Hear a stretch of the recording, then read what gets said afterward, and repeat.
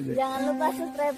Jangan lupa subscribe. Assalamualaikum warahmatullahi wabarakatuh. Jumpa lagi dengan saya Bustaminarda. Saya doakan kepada Allah Subhanahu wa taala, Tuhan Yang Maha Esa, semoga seluruh pemirsa kita semuanya mendapatkan keberkahan hidup dari Allah Subhanahu wa taala, Tuhan Yang Maha Esa. Percaturan politik Pilkada Jakarta makin panas, dan makin panas. Panasnya percaturan politik Pilkada Jakarta ini kelihatannya karena Kaisang Pangarep, Ketua Umum DPP PSI yang adalah anak Presiden Joko Widodo, sekarang ini kelihatannya masih berada antara Jakarta dan Jawa Tengah. Maksudnya, Kaisang sekarang ini terkesan ingin maju di Jakarta juga. Padahal kabarnya hasil survei hanya menempatkan Kaisang mendapatkan 1% saja. Dan di Jawa Tengah, Kaisang paling tinggi. Di bawahnya Kapolda Jawa Tengah sekarang Ahmad Lutfi.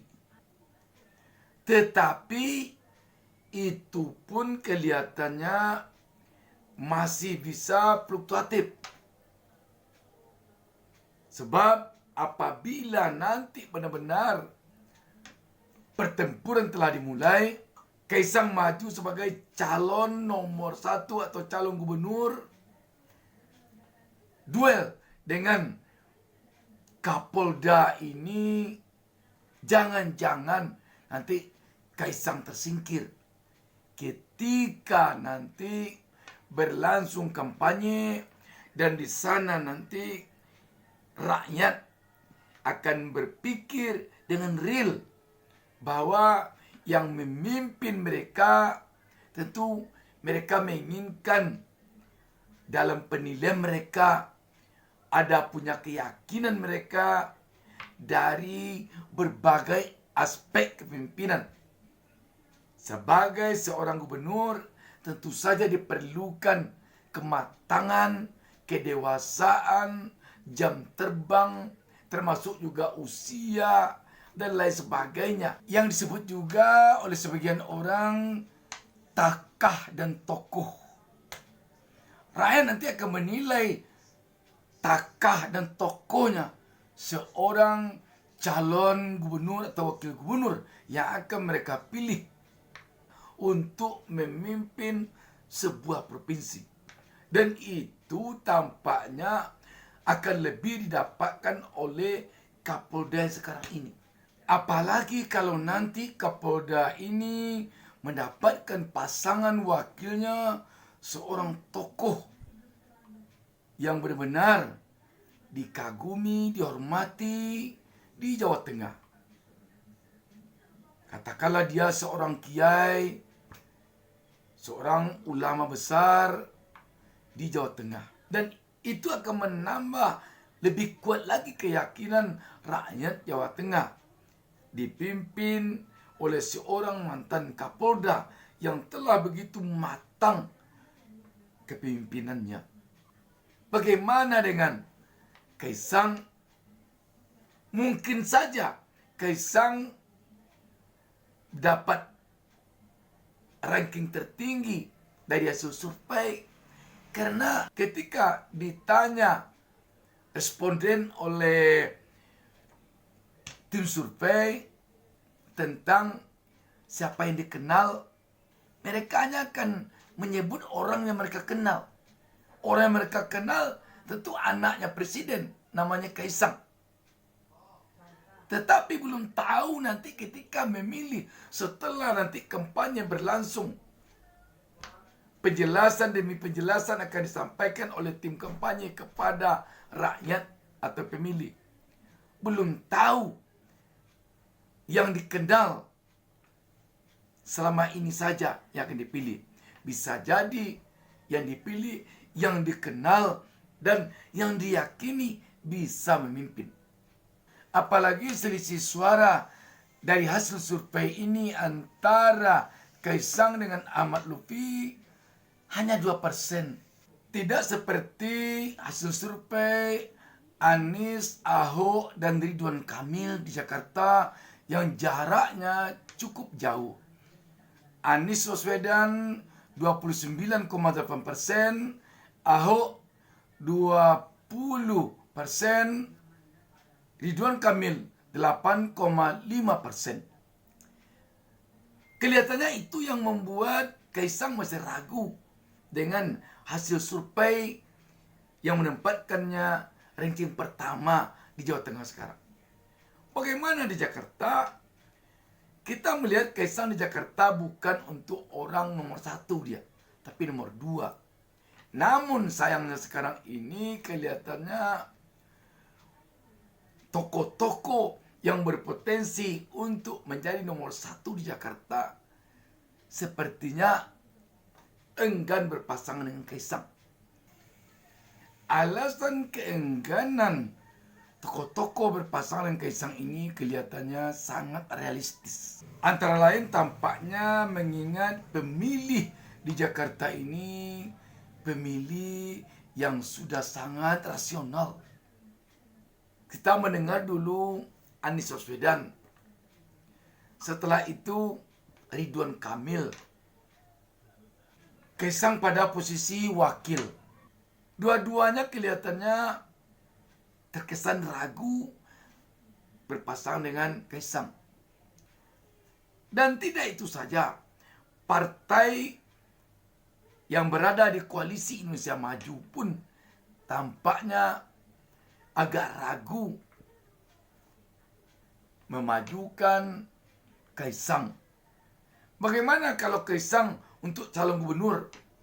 Kelihatannya partai-partai yang ada di lingkaran kekuasaan atau di koalisi Indonesia Maju ragu atau ogah untuk mencalonkan Kaisang sebagai calon orang nomor 1 di Jakarta. Setidaknya ini dapat dilihat ketika Partai Golkar tidak memasangkan Kaisang dengan Ridwan Kamil, tapi memasangkan Kaisang dengan Yusuf Hamka. Kaisang sebagai calon gubernur, Yusuf Hamka sebagai wakilnya. Dan di sini kelihatan Partai Gerindra nyaris tidak merespon. Dan kelihatannya sekarang yang disodorkan oleh Golkar ini kurang mendapat sambutan dari publik.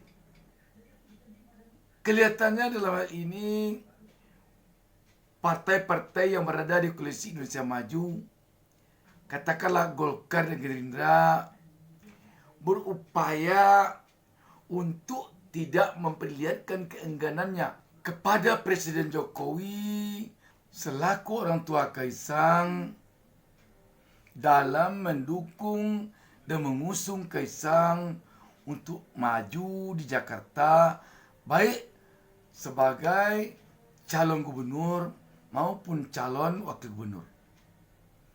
Partai-partai ini kelihatannya berupaya menjaga hati Presiden Jokowi. Namun demikian, tentu kita yakin suasana kebatinan Jokowi telah sangat memahami kondisi ini sekarang.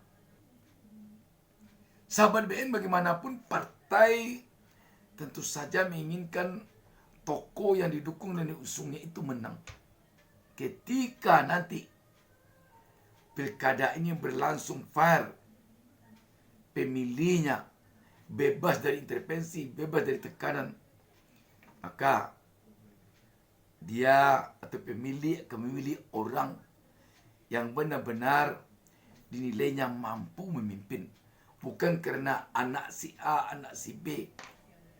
Bicara lebih jauh tentang pilkada Jakarta, sampai sekarang hasil survei masih menempatkan Anies Baswedan tokoh yang menempati ranking tertinggi dari hasil survei yang didukung oleh warga Jakarta untuk calon gubernur Jakarta periode 2024-2029.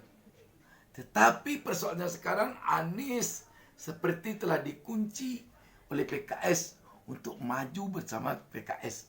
Partai-partai yang bergabung dengan PKS diharapkan mendukung calon gubernur dan wakil gubernur Anies dan Sohibul Iman yang telah dicalonkan oleh PKS. Di sini kelihatannya ada semacam kerikil dalam sepatu bagi partai-partai yang ingin mendukung dan mengusung Anies Baswedan selain dari PKS. Ada yang mengganjal bagi mereka. Sebut saja oleh PKB dan PDIP. Partai-partai ini kelihatannya ingin mendukung dan mengusung Anies tidak hanya sekedar pelengkap saja, tetapi mereka juga ingin mewarnai koalisi ini nanti. Misalkan saja PDIP misalnya, kelihatannya PDIP menginginkan dari kadernya wakil Anies. Setelah cukup lama kita mendengar Anies akan berpasangan dengan kader PDIP Andika Perkasa, sekarang muncul wacana baru Anies Baswedan akan berpasangan dengan Rano Karno, kadernya PDIP. Ini bagaimana ini? Menarik ini kelihatannya karena Rano Karno telah punya rekam jejak yang baik di Banten. Dan Rano Karno sampai sekarang masih punya daya tarik untuk meraup suara sebagai seorang public figure. Ini menarik kelihatannya. Apakah nanti Rano Karno memang akan berpasangan dengan Anies sehingga PKS harus legowo membatalkan Sohibul Iman, ataukah bagaimana? Namun antara persoalan Kaisang dengan partai-partai yang ada di koalisi perubahan, sebut saja Gerindra dan Golkar, dan persoalan Anies dengan PKS dan partai-partai lain yang mau mendukungnya seperti PKB dan PDIP, membuat Pilkada Jakarta semakin menarik untuk disimak. Demikian sahabat BN, mari kita tunggu perkembangan selanjutnya tentang Pilkada Jakarta ini. Wassalamualaikum warahmatullahi wabarakatuh.